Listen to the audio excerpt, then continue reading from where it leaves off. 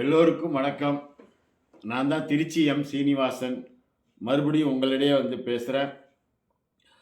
அன்பு நண்பர்களே, நாம் ஒவ்வொரு வாரமும் நமது இதய தெய்வம், நடிகர் திலகம், உலக மகாநாயகன் சிவாஜி அவருடைய அற்புதமான படங்களிலிருந்து அற்புதமான காட்சியை சிவாஜியின் அற்புதங்கள் என்ற தலைப்பில் ஒவ்வொரு வாரமும் பார்த்து வருகிறோம். வெற்றிகரமாக 31 வாரம் முடிச்சிட்டோம். இப்போ இன்னைக்கு 32வது வாரம். தொடர்ந்து உங்கள் ஆதரவுக்கு நான் ரொம்ப நன்றியை தெரிவிச்சுக்கிறேன். நண்பர்களே, அண்ணன் சிவாஜியோட மிக முக்கியமான படத்தை தான் இன்னைக்கு நம்ம பார்க்க போகிறோம். எப்படி வந்து பீம்சிங், ஏபி நாகராஜன் இவர்கள்லாம் அண்ணனை வந்து அற்புதமாக பயன்படுத்துனாங்களோ, அது மாதிரி இன்னொரு டைரக்டர் அவரை வந்து சில படங்களே அவரை வச்சு பண்ணாலும் ரொம்ப அருமையாக பண்ணியிருக்காரு. அவர் ஆள் வந்து ரொம்ப இவ்வளோதான் ஆளாக்கு மாதிரி இருப்பார், ஆனால் திறமை ஜாஸ்தி. அவர் வந்து நடிகர் திலகம், நடிகையர் திலகம் எப்படி பேரோ அது மாதிரி இயக்குனர் திலகம்னு பேர் வாங்கினவர். யார் அவர்? KS கோபாலகிருஷ்ணன். அவரோட படம் தான் மிக அற்புதமான ஒரு படம். அண்ணன் தங்கச்சிக்கு பாசமலர், கணவன் மனைவிக்கு பாலும் பழமும். அது மாதிரி நட்புக்கு எவ்வளவோ படங்கள் நண்பர்களை வச்சு படம்லாம் பண்ணியிருக்காங்க. எல்லா நடிகரும் நடிச்சிருக்காங்க. ஆனால் இந்த படம் மாதிரி ஒரு படம் நான் வாழ்க்கையில் பார்த்ததே இல்லை. நட்புக்குன்னு எடுத்த படம் அற்புதமான படம். நண்பர்கள்னால் இப்படி தான் இருக்கணும் அப்படிங்கிறதுக்கு எடுத்துக்காட்டு தான் இந்த படம். ஜனாதிபதி விருது பெற்ற படம். என்ன படம்? கை கொடுத்த தெய்வம். இந்த படம் வந்து அண்ணனுக்கு 97வது படம். 18/7/1964 ரிலீஸு. இந்த படம் வந்த அதே வருஷத்தில் கர்ணன் ஃபஸ்ட்டு படம் 100 நாள், பச்சை விளக்கு 100 நாள், ஆண்டவன் கட்டளை, கை கொடுத்த தெய்வம் 100 நாள், புதிய பறவை 100 நாள், முரடன் முத்து, நவராத்திரி 100 நாள். 7 படம் நடிச்சிருக்காரு. 7 படத்தில் கிட்டத்தட்ட 5 படம் 100 நாள். இதெல்லாம் எவன் பண்ணுவான்? நான் வந்து ஏதோ அவரை பற்றி எதாவது பேசணுமேனா சத்தியமாக பேசலை, உண்மையாக தான் பேசுகிறேன். எவனால் பண்ண முடியுமா? கற்பனை பண்ணி பார்க்க முடியுமா சொல்லுங்கள்? நான் ஓப்பனாகவே கேட்குறேன். இதே எம்ஜிஆர் நடித்தார், ரஜினி நடித்தாப்புல, கமல் நடித்தாப்புல. இவங்கெல்லாம் வந்துட்டு இன்றைக்கி இருக்க பையன் விஜய், அஜித்லாம் நடிக்கிறாங்க. இப்போ இவங்க படம்லாம் வருஷத்துக்கு ஒரு படம் வர்றதே மிக மிக அரிது. 2-3 வருஷத்துக்கு ஒரு படம் விட்டுக்கிட்டு என்னமோ சீன் காட்டிக்கிட்டு அலைகிறாங்க. ஈவன் எம்ஜிஆரே அப்படி தான், அடிக்கடி படம் விட மாட்டார். ஏன்னாக்கா அப்போ தான் ஒரு பரபரப்பு இருக்கும், படத்தை எதிர்பார்ப்பாங்க, நம்ம ஸ்டார் நிற்கலாம். இதெல்லாம் ஒரு போலியான இது. எவ்வளோ நாள் நிற்கும்? அந்த டைம் நின்றுட்டுருக்கோம், மறைஞ்சதுக்கப்புறம் நிற்குமா?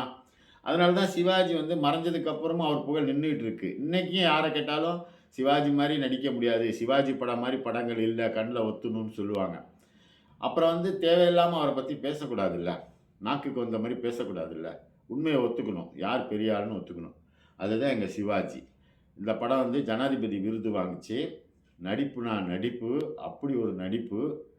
இந்த படத்தெல்லாம் வந்து ஆக்சுவலாக என்னோடய பெரிய பொண்ணே பார்த்துட்டு, சின்ன பிள்ளைல எதாச்சியாக பார்த்துச்சு, டிவியில் போடும்போது படம் முடிகிற வரைக்கும் பார்த்துட்டு என்கிட்ட கேட்டுச்சு, என்ன டாடி இப்படிலாம் நடிக்கிறாப்புல, ரொம்ப ஆச்சரியமாக இருக்குது அப்படின்ச்சு. அடையாம்மா நீ வேற, அதெல்லாம் வந்து இவர் மாதிரி நடிக்கிறதுக்கே ஆள் இல்லை, அப்படியே நம்மளை வந்து ஒன்றாக கொண்டு போயிடுவாப்புல, ஐக்கியமாக்கிடுவாப்புல அந்த மாதிரி அப்படின்னு சொல்லிட்டு, அதுக்கப்புறம் தெய்வ மகன், முதல் மரியாதை, அதெல்லாம் அதுங்களுக்கு பிடிக்கும். என் பிள்ளைங்களுக்கு சொல்கிறேன், ஃபார் எக்ஸாம்பிளுக்காக சொல்கிறேன். இந்த படத்தில் வந்து SS ராஜேந்திரன் நண்பன். SSR நடிப்பும் பார்த்தீங்கன்னா பிரமாதமாக இருக்கும் இந்த படத்தில். சாவித்திரி வந்து ஒரு யதார்த்தம், வெகுளி, சின்ன பிள்ளை மாதிரி, அப்படி ஒரு கேரக்டர், பிச்சு பிச்சு எடுக்கும். அண்ணந்து நம்ம சொல்லவே வேண்டாம், அவரை வச்சு தான் படமே. அவரோட நடிப்பு, அவரோட இது தான் ஒவ்வொரு ஃப்ரேம்லேயும். அதை தான் இன்றைக்கி உங்களுக்கு காட்ட போகிறேன். நீங்கள் தயவு செஞ்சு படத்தை வந்து நல்லா உட்காந்து பாருங்கள். நம்ம போடுறத ஃபுல்லாகவே பாருங்கள். உங்களுக்கு எதுவுமே வந்து ஒரு சீன் கூட போர் அடிக்காது. அந்த இதை ரிமைண்ட் பண்ணிக்கோங்க. பழைய பழைய வாழ்க்கையை வந்து நீங்கள் அப்படியே கொஞ்சம் மலரணைகள் மாதிரி கொண்டு வந்து இதை வச்சு திருப்திப்படுத்திக்கங்க. ஃபுல்லாக பாருங்கள், வீட்லேயே எல்லாரையும் காட்டுங்க. முடிஞ்சால் ஸ்க்ரீன்லேயே பாருங்கள், டிவி ஸ்க்ரீன்லேயே அட்டாச் பண்ணி ஒயர்லாம் வச்சு பாருங்கள். இதெல்லாம் வந்து கிடைக்காது. இதெல்லாம் உட்காந்துட்டு யார் உங்களுக்கு இது மாதிரிலாம் பண்ணி காட்டுவா? இதெல்லாம் உட்காந்து ஒரு படத்தை எடுத்து அதில் முக்கியமான சீனெல்லாம் எடுத்து என்ன மாதிரிலாம் யாராவது காட்டுவாங்களா? சொல்லுங்கள். அதுக்கெல்லாம் அவங்க நேரத்தை இன்றைக்கி பயன்படுத்துவாங்களா? கண்டிப்பாக பயன்படுத்த மாட்டாங்க. சும்மா வாயில் பேசிட்டு போயிடுவாங்க. அண்ணன் தான் எங்களுக்கு தெய்வம். படம் வந்தால் போயிட்டு தியேட்டரில் குதிச்சுட்டு விசில் அடிச்சுட்டு மாலையை போட்டுட்டு சூடத்தை ஏற்றி காமிச்சிட்டு வந்துடுவாங்க. ஆனால் இந்த லைப்ரரியை எடுத்து இந்த மாதிரி காட்டுறது இந்த திருச்சி சீனிவாசனா மட்டும்தான் இருக்க முடியும். நான் தெற்பெருமைக்கு சொல்ல, அகம்பாவத்தில் சொல்ல, தலகணத்தில் சொல்லலை. யாராவது அது மாதிரி செஞ்சுருந்தாங்கன்னா நீங்கள் தயவு செஞ்சு கூட்டிகிட்டு வாங்க, என் முன்னாடி உட்கார வைங்க, பார்த்துருவோம். அந்த உழைப்புக்காவது பாருங்கள், தயவு செஞ்சு பாருங்கள். வாங்க, கை கொடுத்த தெய்வம் படத்தை பார்ப்போம்.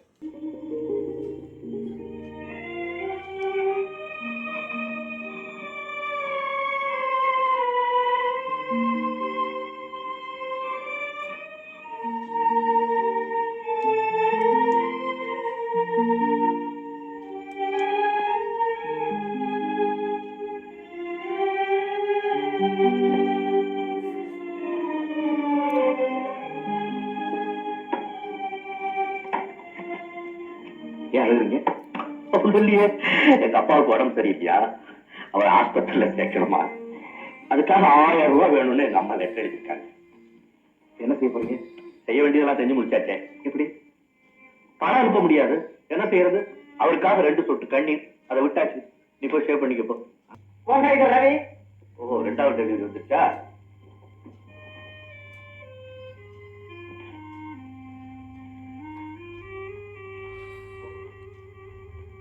உங்க பேர் ரவியா? ஏங்க, என் பேரோட ரவிதான். எங்க அப்பா அம்மா எனக்கு வச்ச பேரு ரகு. நானே எனக்கு வச்சுக்கிட்ட பல பேர்கள்ல இந்த ரவியும் ஒண்ணு. குழப்பமா இருக்கு. குழம்பாவே ரவி, நான் உன்கிட்ட சொன்னேன்ல, பல கம்பெனில வேலைக்காக ட்ரை பண்ணேன்னு. என்னுடைய பேருக்கு தான் ராசி இல்லையோ நினைச்சு பல கம்பெனிக்கு பல பேர்ல அப்ளிகேஷன் போட்டேன். இதுல ஒரு வேடிக்கை, ஒரே கம்பெனில பியூன் வேலையும் மேனேஜர் வேலையும் காலி இருக்கிறதா தெரிஞ்சு மேனேஜர் வேலைக்கு ரவிங்கிற பேர்ல அப்ளிகேஷனும், பியூன் வேலைக்கு என்னுடைய சொந்த பேர்லயும் அப்ளிகேஷன் போட்டேன். சரி, என்னுடைய பேர் ராசி, எனக்கு பியூன் வேலை கிடைச்சிருச்சு. இதோ பாரு, ரவிங்கிற பேருக்கு மேனேஜர் வேலை வந்துருக்கு. என்ன செய்ய போறீங்க? என்ன செய்யறது? உண்மையான ரவியே போய் இந்த வேலையை வச்சுக்க வேண்டியதுதான். என்னப்பா நீ, கையில காசு இல்லாதப்ப கஷ்டப்பட்டோம், தாராளமா சம்பளம் வாங்குறோம், கொஞ்சம் வசதியா இருக்குமா? உன் சம்பளத்துல என்ன வேணாலும் பண்ணிக்க, என் சம்பளத்தை டச் பண்ணலாமா? ஏன்பா? ஏன்னா நானும் உன்ன போல சாதாரண பியூன் இருக்கா, பெரிய மேனேஜர். எனக்கு எவ்வளவு செலவு பண்றேன், அந்த இடத்த டச் பண்ணாத விட்டுறேன், அவ்வளவுதான்.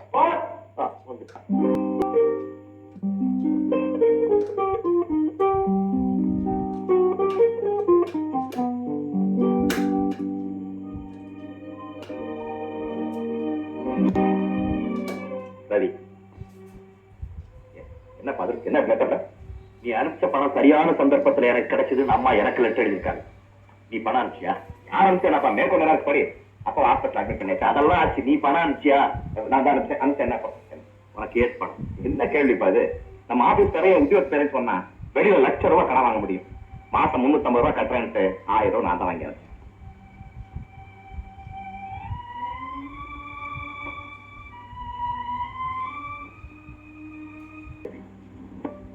சகோதர பாசம் தான் உயர்ந்ததுன்னு சொல்லுவாங்க. காரணம், ஒரு தாய் வயிற்றில் பிறக்கிறதுனால. என்ன கேட்டா நட்பு தான் உயர்ந்தது. ஏன் தெரியுமா? தியாகத்துல வளர்றது. அதை நான் மறுக்கல. அதுக்கு உதாரணமே நீதானே. நீ செய்த தியாகத்தினாலதான் அந்த நட்புணர்ச்சியே இதயத்துல வளர்ந்துச்சு. அப்படி போடுங்க.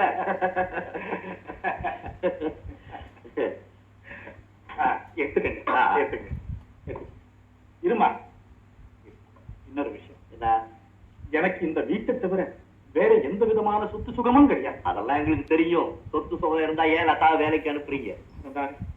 கல்யாணத்துக்கு அப்புறம் நீங்க எல்லாம் இங்கேயே வந்திருக்கு. நானும் இன்னும் ஏதோ கொஞ்ச நாளைக்கு தான் லதாவுக்கு அண்ணன் தம்பிங்க கூட கிடையாது. பாருங்க, நான் செத்ததுக்கு அப்புறம் லதாவுக்கு அண்ணன் இல்லைன்னு சொல்லுங்க. நாம ஆயுசு பூரா அவன் கூடவே இருக்க போறேன். லதாவுக்கு ஒரு அண்ணன் இருந்தா என்னென்ன செய்வானோ அதை பூரா நான் செய்யறேன், நம்புங்க. தம்பி தம்பி, நீ நல்லா நான் போடுறத கவனமா பாத்துக்கிட்டு வந்துட்டு ஏதோ இதே மாதிரி போட்டுக்கணும், தெரியுமா? கேட்கறதுக்கு உண்டு இல்லைன்னு பதில் சொல்லணும். அபிஷ்டு மாதிரி நிக்க கூடாது. சரியா? பூ வச்சுக்கிட்டா இப்படி லட்சணமா வச்சுக்கணும். குதிரை வாட மாதிரி இங்க இருந்து ஸ்டார்ட் பண்ணி இப்படி முடிக்க கூடாது. ஐயா இது என்ன பொட்டு? இது வர வர பொட்டு பேப்பர்லயே கட் பண்ணி ஒட்ட ஆரம்பிச்சிட்டீங்களா? கரெக்ட். அத ஐயா ஐயா எங்க விபூதி இருக்கு? எங்க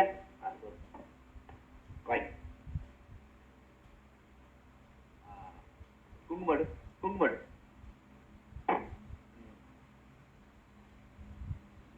கம் கம் கம் கம் கம் கம். பொட்டு வச்சுக்கிறதா இருந்தா கை நிறைய குங்குமம் எடுத்து நெத்தி நிறைய வச்சுக்கணும். ரெடிமேட் போட்ட மாட்டிக்க கூடாது. பெண்கள் அலங்காரம் பண்ணிட்டு போனா ஆம்பளைங்களுக்கு மரியாதையும் பக்தியும் உண்டாகணும். மகாலட்சுமி மாதிரி இருக்கான்னு கையெடுத்து கும்பிடணும். அதுதான் எங்க ஊரு. இப்ப நீ எங்க ஊர் தான். ஓடுவோம். புருஷன் முன்னாடி போய் நில்லு. ஓடு. பாத்தீங்களா? பொட்டு அண்ணன் வச்சு விட்டுச்சு. ஜடை அண்ணன் போட்டு விட்டுச்சு.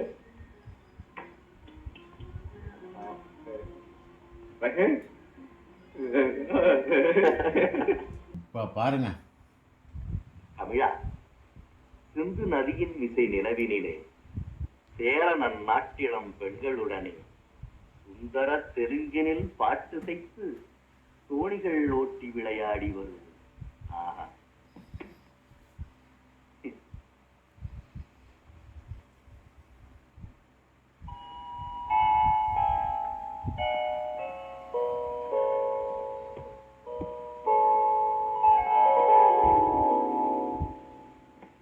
சிந்து நதியின் மிசை நிலவினிலே சேரணன் நாட்டிளம் பெண்களுடனே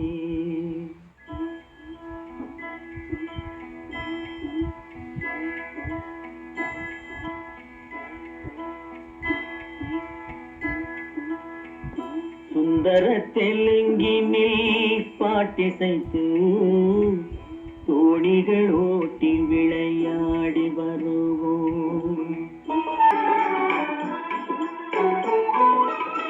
கங்கை நதிபுறத்து கோதுமை பண்டம், கங்கை நதிபுறத்து கோதுமை பண்டம், காவிரி வெற்றிலைக்கு மாறு கொள்வோம்.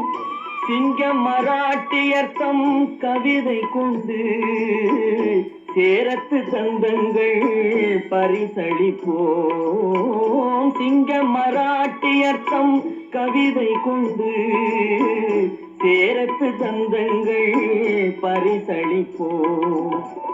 சிந்து நதியின் மிசை நிலவினிலே சேரணன் நாட்டிளம் பெண்களுடனே சுந்தர தெலுங்கினில் பாட்டிசைத்து தோணிகள் ஓட்டி விளையாடி வருவோம். சும்மா ஒரு படம் ஃபுல்லாக பாரதியாராக வரல. ஒரு 5 நிமிஷம் 4 நிமிஷம் பாட்டு, அவ்வளோதான். இந்த பாட்டில் வந்து பாரதியார் அப்படியே நம்ம மனசில் பதிய வச்சுட்டு போயிடுவார். எல்லா விதமான நடிப்பும் கொடுத்தவர். சுதந்திர போராட்ட வீரர்கள்லாம் ஞாபகப்படுத்தி நடித்தவருக்கு பாரத ரத்னா விருது இன்னும் கொடுக்க மாட்டுறானுங்க. யார் யாருக்கும் கொடுக்குறானுங்க. கொடுக்கலனாக்கா அது வந்து அவங்களுக்கு வந்து அவ்வளோதான், அவங்களோட அறியாமைன்னு நம்ம எடுத்துக்க வேண்டியதுதான். பார்ப்போம், ஃப்யூச்சர்லையாவது கொடுக்குறானுங்களான்னு பார்ப்போம். ஆபீஸ்ல வேலை செய்யற ரவி இருக்காரு. ஆமா, அவருக்கு கிடைச்ச மேனேஜர் பதவிய எனது நண்பர் ரவிக்கு கொடுக்கலையா? அம்மாவை கொடுத்தாரு. எல்லாம் காரணத்தோட தான். அதுவா, அதான் நேற்று பார்த்தோமே சினிமா கொடுத்தாரு. நம்ம மேனேஜர் ரவி சம்சாரத்தோட ஜோடி போட்டு உட்கார்ந்து இருந்தாரு. அந்த பெண்ணை அவருக்கு கல்யாணம் பண்ணி வச்சது இவருடைய சௌகரியத்துக்காக தான்.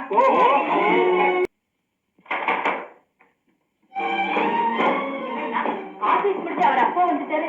நீங்க அவரை நேரம் விட்டு வரீங்க. சீக்கிரமா போறதுக்காக.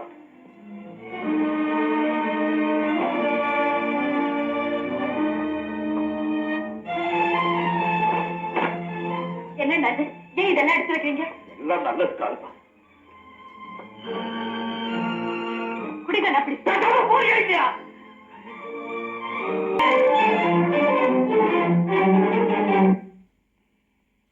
போயிட்டு வர ரவி. எங்க வீட்டை எல்லாம் சொல்லாம போகணும்னு தான் நினைச்சேன். மனசு கேட்கல. அதுதான் வந்தேன். நான் போயிட்டு வர்றேன். நான் உன்னை கேட்டது எங்க போறாங்களா? நான் எங்கேயும் வெளியூர் போல ரவி, இங்கதான் இருக்க போறேன். உன்னை பாக்கணும்னா தினம் ஆபீஸ்ல பாத்துக்கிறேன். தங்கச்சிய போது பாக்கணும்னு தொடுக்கிட்டா நீங்க 2 பேரும் வெளியே வரும்போது நான் பாத்துக்கிறேன். இல்லப்பா, நாம இப்படி எல்லாம் நடந்துக்கும்படியா? அப்படி என்ன நடந்துச்சுன்னு தான் நான் கேட்கிறேன்.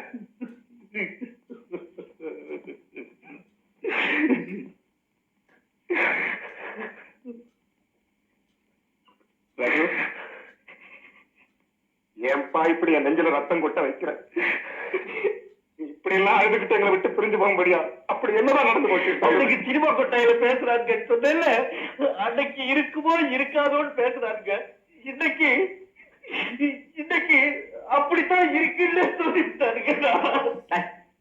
மனுஷனா நீ? ஒரு BA படிச்சவன் எவனோ ஒருத்தன் உடனே வந்து சின்ன பிள்ளை மாதிரி அழுதுட்டு இருக்கிறான். சும்மா முட்டாள் படையா, அவருக்கு பேசுற இடத்துல நீ இருந்துருச்சுன்னா தற்கொலை பண்ணிக்கிட்டு இருப்ப. அவருக்கு என்ன தெரியுமா பேசி தடுக்க, எனக்கு கிடைச்ச மேனேஜர் உத்தியோகத்தை நான் உனக்கு கூட இந்த பொண்ணுக்காக தான் சொல்லிவிட்டாருங்க.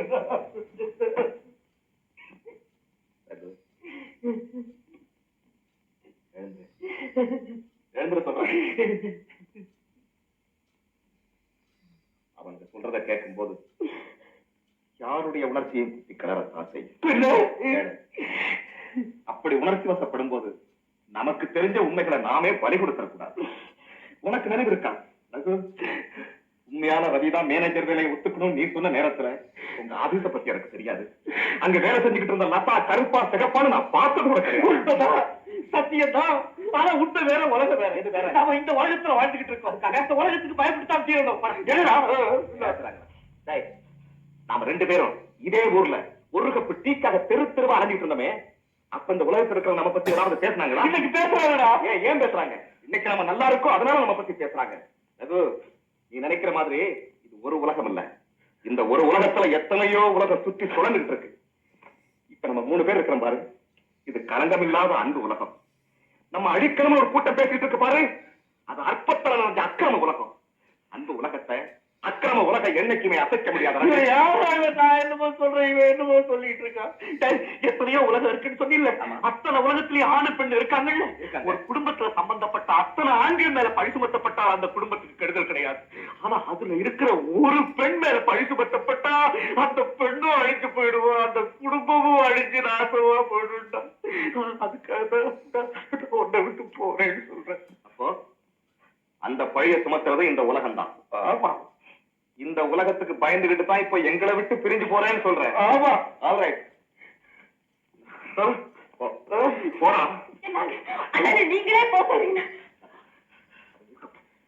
என்ன இருக்கிற? நான் விட மாட்டேன். அண்ணா போகாதீங்க, எனக்காக போகாதீங்க.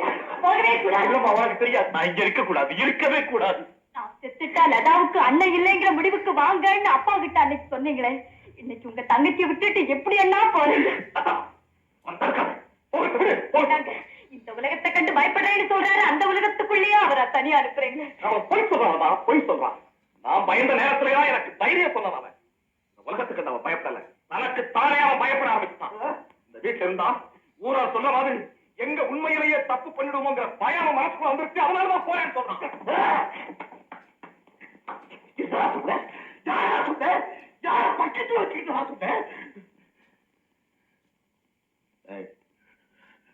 நீ போறேன்னு சொன்ன அதை தாண்டா சொல்லுவேன். மறுபடியும் சொல்லலாம், பார்க்கலாம். உண்மையிலேயே தப்பு பண்ணிடுவோமோன்னு பயந்து தாண்டா நீ போற. சொல்றேன்னு சொல்றான், போறேன்னு கடிச்சு ரத்தத்தை உறிஞ்சு போடுவேன். சொல்லலேன்னு சொல்றான். நீ போனா நான் அப்படி தாண்டா சொல்லுவேன். போகலன்னு சொல்றான். போகலேன்னு சொல்லுங்களேன் அண்ணா. நீ போன சொல்லிட்டா நான் தீர்வேன்.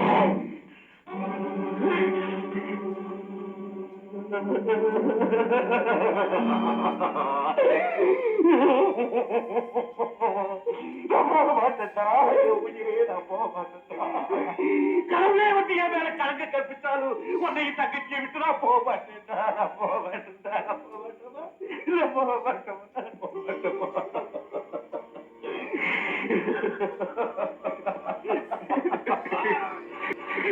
இதுதான் உண்மையான நட்பு.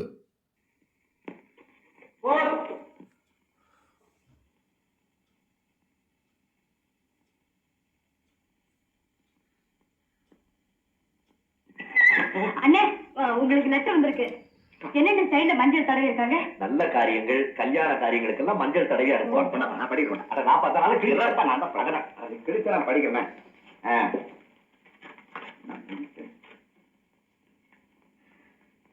என்னங்க என்ன அண்ணனுக்கு பொண்ணு பார்த்தாச்சுன்னா உங்க அப்பா இருக்கிறாரு.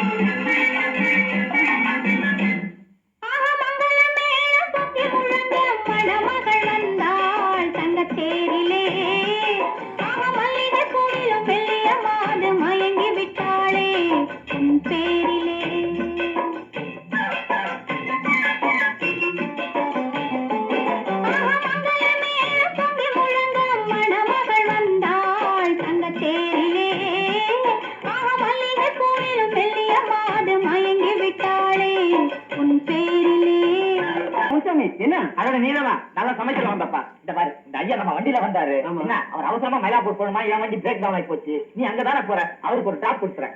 ஆனா பாப்பா அம்மா மட்டும் தனியா இருக்கிறாங்க. ஏற்கனவே ஊர்ல பெரிய தகராறு முடியாது. சும்மா ஐயா, என்ன ஊர்ல பெரிய தகராறு, அம்மா தனியா இருக்காங்க. அவருக்கு என்ன அவசரமா என்னமோ. வாங்க சார், நீங்க போலாம். ரொம்ப தேங்க்ஸ். வாயா உட்கார். விட்டு விட்டேன் பாரு.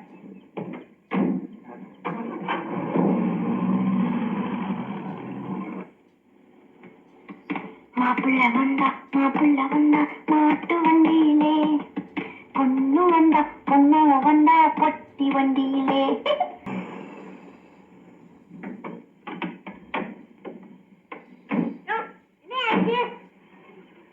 பஸ் ஆச்சுங்க. சீக்கிரம் போட்டு வாப்பா. குளிக்கிறேன் போ. ஒண்ணு இல்லைங்க, அம்மா தனியா இருக்கிறீங்க. புது ஐயா நீ என்ன எல்லாம் அந்த வரதம் தான் நினைச்சிட்டு இருக்கியா? பாப்பா பாருங்க, அங்க நிழல் இருக்கு, அங்க போய் உட்காரலாம். வாங்க. குழுகுழுன்னு இருக்குல்ல. இடம் நல்லா தான் இருக்கு. ஆனா நாம 2 பேரும் இங்க இருக்கிறத யாராவது பார்த்தாங்கன்னா உன் டிரைவர் சொன்ன மாதிரி கண்டிப்பா ஏதாவது பேசித்தான் தீருவாங்க. என்ன நீங்க அவன் பேசுறதையே நம்பி பேசிக்கிட்டு இருக்கீங்க? அவங்க எல்லாம் ஏன் அப்படி பேசுறாங்க தெரியுமா? எனக்கு என்னமா தெரியும். நீங்க உட்காருங்க, நான் சொல்றேன். இந்த ஊர்ல வரதன் ஒருத்தர் இருக்கான், ரொம்ப பொல்லாதவன். என்ன செய்யறா? அவன் ஒண்ணும் செய்யல. அவங்ககிட்ட நான் கெட்டு போனதா ஊர்ல எல்லாருக்கிட்டையும் சொல்லிக்கிட்டு இருக்கான். சொன்னா சொல்லிட்டு போறான். என்ன இப்போ அத எல்லாரும் நம்புறாங்களே. நம்பி என்ன செய்ய போறாங்க? என்ன நீங்க சின்ன பிள்ளை மாதிரி கேள்வி கேட்டுக்கிட்டு என்ன யாரும் கல்யாணம் பண்ணிக்க மாட்டேங்கிறாங்களே. அப்படியா? வர்ற மாப்பிள்ளைங்கன்னா கோட்ல அழகா இருக்கா, கட்டிக்கிறோம்னு சொல்றாங்க. அப்புறம் 4 நாள் கழிச்சு உங்க பொண்ணு ரொம்ப கெட்டு போயிட்டாலும் வேண்டாம்னு சொல்லிடுறாங்க. வெளியூர்ல இருந்து வர்ற மாப்பிள்ளைகளுக்கெல்லாம் முன்னாலேயே இங்க இருந்து லெட்டர் போதான். அதனால எங்க அப்பா என்ன பார்த்து அழுதுகிட்டே இருக்காரு. சகுந்தலா திட்டுறா. அது யாரு சகுந்தலா? என் தங்கச்சி. ஏன் உங்களை திட்டுறா? நீ எல்லாருக்கிட்டையும் சிரிச்சு தாராளமா சிரிச்ச மாதிரி பேசுற, அதனாலதான் உன்னை எல்லாரும் பேசுறாங்க. ஏங்க நீங்க புது மனுஷன், நீங்களே சொல்லுங்க. இப்போ எல்லாருக்கிட்டையும் தாராளமா சந்தோஷமா பேசுன தப்புங்களா? இல்லம்மா, இப்போ நான் இவ்வளவு நேரம் உங்ககிட்ட பேசிட்டு இருந்தேன் இல்ல, நான் ஏதாவது தவறா நடந்துக்கிற பொண்ணு மாதிரி தோணுதுங்களா? இல்லம்மா. இல்ல இல்ல, நீ ஏன் என்ன பார்த்து எல்லாரும் கண்ணா பின்னான்னு பேசுறாங்க? அது கேட்டாவது கேட்கறது கூட ஆள் இல்ல. பேசிட்டு போட்டோம். சாவித்திரி நடிப்பை பார்த்தீங்களா? சும்மாவா அந்த அம்மாவுக்கு நடிகர் திலகம்னு பட்டம் கொடுத்தாங்க.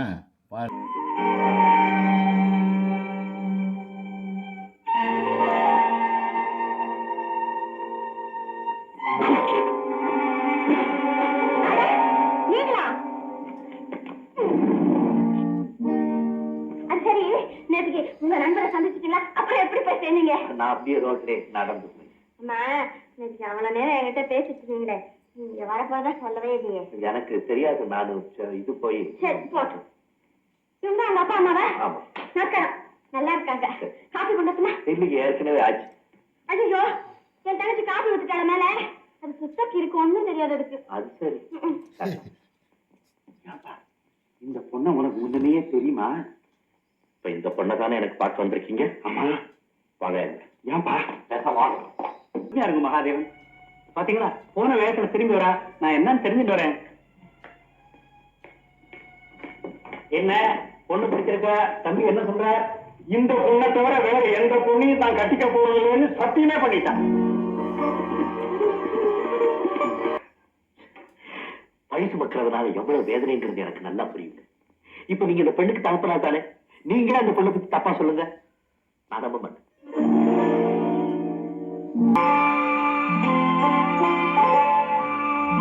ஆயிரத்தில் ஒருத்தி அம்மா நீ, உலகம் அறிந்திடாத பிறவி அம்மா நீ. பார்வையிலே குமரியம்மா, பழக்கத்திலே குழந்தையம்மா, ஆயிரத்தில் ஒருத்தி அம்மா நீ. உள்ள பெண்ணின் முகத்தோட்டம் இம்மூன்றையும் வைத்து நான் 2 நாட்களாக தீவிரமாக சிந்தித்தேன். அந்த சிந்தனையின் விளைவாக எனக்கு கிடைத்த முடிவு இதுதான். எனக்கு கிடைத்த முடிவு இதுதான். இந்த பெண் உன் வாழ்க்கைக்கு ஏற்றவள் அல்ல. ஏங்க நீங்களே சொல்லுங்க. நான் இவ்வளவு நேரம் உங்ககிட்ட பேசிட்டு இருந்தேன் இல்ல, நான் ஏதாவது தவறா நடந்துக்கிற பொண்ணு மாதிரி தோணுதுங்களா? அட நீங்களா? அது சரி, நேற்றுக்கு உங்க நண்பரை சந்திச்சிட்டீங்களா? அப்புறம் எப்படி போய் சேர்ந்தீங்க? நீ வரவுக்கு 2 நாள் ஆகும் நினைச்சேன். போன வேலை முடிஞ்சு போச்சு வந்துட்டேன். வீட்டுல அப்பா அம்மா எல்லாம் சமைக்க மாட்டாங்களா?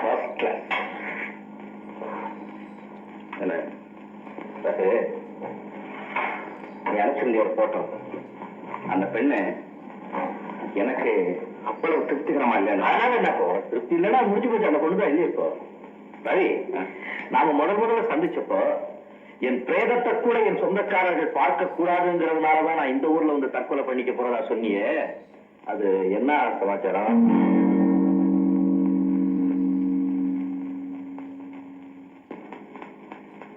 என்னப்பா சொல்லு. இல்ல பழைய விஷயத்தெல்லாம் போட்டு இப்ப கேட்டுக்கிட்டது தெரிஞ்சுக்கணும்னு ஆசை இல்ல. வந்து ஒரு குடும்பம் இருந்தா கச்சரம் இருக்கும், மனத்தாங்கல் இருக்கும், அதெல்லாம் சர்வசாதாரணம் எனக்கு தெரியும். ஆனா தற்கொலை பண்ணிக்கிற அளவுக்கு அங்க என்ன தயவு இந்த கேள்விக்கு பதில் பார்க்காது. நான் சொல்றேன், அவனுக்கு போட்டோ அனுப்பிச்சேன்ல, அந்த பொண்ணை நீ காதலிச்சிருக்க, அவளை கெடுக்க நினைச்சிருக்க. ஊர்ல உள்ள எல்லாரும் கண்டபடி பேசணும், ஓடி வந்து தற்கொலை பண்ணிக்கிறேன்.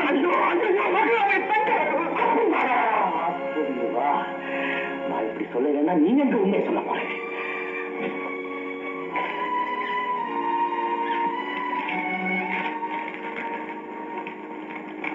படி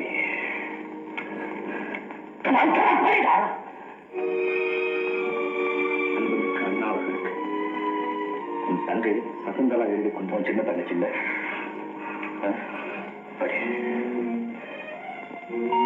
நேரத்தில் கை கொடுத்த தெய்வம் போல உன் நண்பர் ரகு வந்து என் நண்பனின் சம்மதத்தை பெற்று நான் மணந்து கொள்கிறேன் என்று சொல்லி சென்றேன். மணந்து கொள்கிறேன் என்று சொல்லி சென்றான். நீ மறுத்து விட்டாய். ஒரு பெண்ணின் திருமணம் ஊரார் முயற்சியால் நின்று விடுவதுண்டு, ஒரு தங்கையின் திருமணம் உடன் பிறந்த தமையனால் நிறுத்தப்பட்டது என்ற மாபெரும் புகழ் உன்னை தவிர வேறு யாருக்கு கிடைக்கும்? உன்னை தவிர வேறு யாருக்கு கிடைக்கும்? உன் தங்கை சகுந்தலா. எங்கடா போற?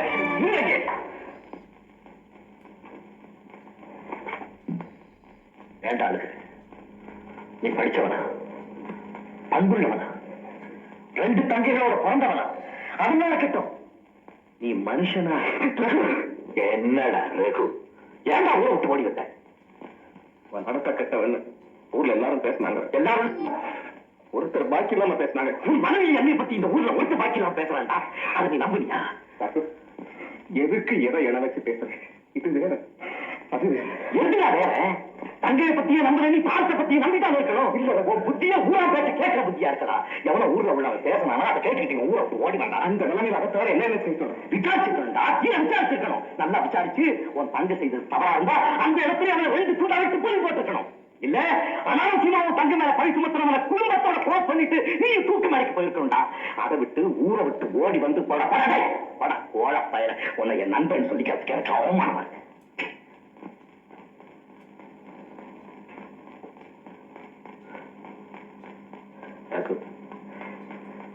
என்ன என்ன வேணுமானாலும் சொல்லு, கோழைன்னு சொல்லு, முட்டாளின்னு சொல்லு, பீடின்னு கூட சொல்லு. ஆனா தாய், தந்தை, தங்கை எல்லாத்தையும் விட உங்ககிட்ட ஒரு பாசம் வச்சிருக்கேன் பாரு. நட்பு. அந்த நட்புல மட்டும் குறை கண்டுபிடிக்காத. நட்பு வல்ல கட்டி நட்பை பத்தி உனக்கு என்னடா தெரியும்? சத்தியமாவே நீ என்ன நண்பன் நம்பி இருந்தா என்ன செஞ்சிருக்கணும் தெரியுமா? உண்மையிலேயே உன் தங்கை கெட்டு போனவளா இருந்திருந்தாலும் நேராக என்கிட்ட கூட்டிட்டு வந்து ரகு என் தங்கச்சி கெட்டு போனவன் அவளை கல்யாணம் செஞ்சுக்கிட்டு அவளுக்கு வாழ்வு கொடு கேட்டுக்கொண்டா. அதுதான் உண்மையான நட்பு. அதை விட்டுட்டு எல்லாத்தையும் மறைச்சிட்டியே, கடைசியில மறுத்துட்டியே. மறுத்தேன். ஏன் மறுத்தேன் தெரியுமா ரகு? இந்த இடத்துலதான் என்ன பத்தி நீ கொஞ்சம் சிந்தனை பண்ணி பார்க்கணும். கெட்டு போயிட்டதாக நான் சந்தேகப்படுற என்னுடைய தந்தையை உனக்கு கல்யாணம் செய்து கொடுத்தா உன்னுடைய வருங்கால வாழ்க்கை நரகமாயிடுமேங்கிற பயத்துலதான் மறுத்தேன். என் கையில இருக்கிறது அமிர்தமா விஷமான்னு எனக்கே தெரியல. அது அமிர்தமாவே இருக்கட்டும். நான் சந்தேகிக்கிற நிலைமையில் அந்த அமிர்தத்தையே உனக்கு கொடுக்க நான் தயாரா இல்லை ரகு. என் நண்பனுக்காக, என் நண்பனின் எதிர்கால நல்வாழ்க்கைக்காக பல குறைகளை சிரித்து தூக்கு நிறைய நான் தயாரா இருக்கேன். ஆனா நான் சந்தேகிக்கிற என்னுடைய தங்கையை உனக்கு மனைவியாக்க தயாரா இல்லை. போ. எஸ்எஸ்ஆர் ஆக்டிங்கை பார்த்தீங்களா? என்னை பொறுத்த வரைக்கும் அண்ணன் படம்னாக்கா நான் அண்ணனை மட்டும்தான் அப்படின்னு நான் சொல்லவே மாட்டேன். கூட இருக்கிற நடிகர்களோட நடிப்பெல்லாம் நான் பார்ப்பேன். ஏற்கனவே நான் சொன்னேன் பாருங்கள், அண்ணன் படத்தில் ஒரு டீம் இருக்கும், பெரிய சக்ஸஸ் டீம். அது S V Rangarao, Sahasranamam, Nagaiah, M R Radha. M R Radha மட்டும் சாதாரண ஆள் நினைக்காதீங்க. இவங்க எல்லாம் சேர்ந்து அண்ணன் இது மாதிரி எஸ்எஸ்ஆர், இது மாதிரி சாவித்திரியோ பத்மினியோ இப்படி ஒரு டீம் தான் ஒர்க் பண்ணோம். எல்லா படம் கண்ணில் ஒத்துற மாதிரி படம். அண்ணன் எவரெஸ்ட் சிகரம்னா இவங்கெல்லாம் ஒவ்வொரு சாதாரண சிகரம் கூட நடிக்கிறவங்க. என்னப்பா எழுதுறமா? உங்க அண்ணனே உன் கல்யாணத்தை எடுத்து விட்டானேம்மா. உங்க அண்ணனே உன் கல்யாணத்தை எடுத்து விட்டானே. உங்க அண்ணனே சொல்லிட்டானேம்மா. அண்ணன் சொல்லட்டும், அப்புறம் சகுந்தா கூட சொல்லட்டும். நீங்க மட்டும் சொல்லாதீங்கப்பா. சொல்லுவேன், நான் சொல்லிதான் தீருவேன். நீ கெட்ட பொண்ணுதா, இனி இந்த உலகத்தில் இருக்க கூடாது. நீ போயிடு, நீ போயிடு, போயிடு, நீ போயிடு. நான் நல்ல பொண்ணுப்பா.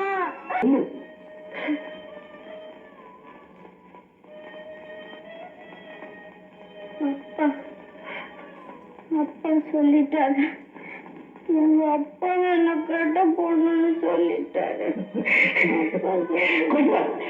அப்பாவே சொல்லிட்டாரு. கொஞ்சம் கொஞ்சம் கொஞ்சம் கொஞ்சம் நீ என் பத்னியாக சாதம், என் பத்னியாக நீ சாதம்.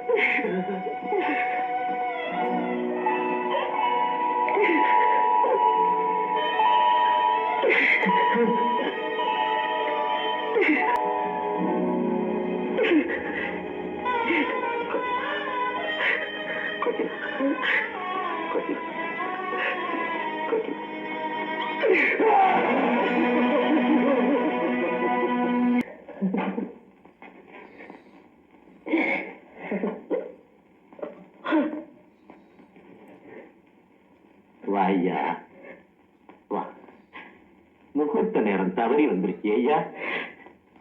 பாரிய உன் தங்கச்சிய பாரு. அவருக்கு பிறகு கூட சஞ்சலப்படாத இந்த பச்சை குழந்தை முகத்தை பாருயா.